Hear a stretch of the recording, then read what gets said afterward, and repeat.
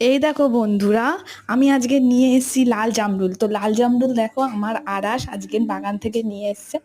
আর আজকের বাগানে গিয়েছিলাম, তো প্রচণ্ড পরিমাণে আজকে সারাটা দিন মেঘলা আকাশ, তো তার মধ্যে আড়াসের জন্য আমি লাল জামরুল নিয়ে এসেছি। আর লাল জামরুল খেতে যতটা মানে খেতে অনেকটাই বেটার।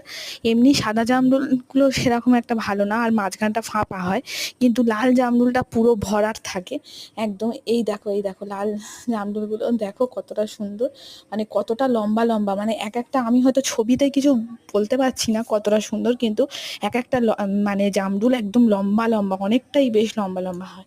তো আরা সেখানে লাল জামরুলটা খেয়ে নিচ্ছে। প্রথমে খেয়ে একটু টক টক লাগছিল, তার কারণ ও তার আগে একটা চকলেট খেয়েছিল, কিন্তু পরে ও যখন জামরুলটা বেশ অনেকটা খেয়ে ফেললো তখনই ভালো লাগছিল।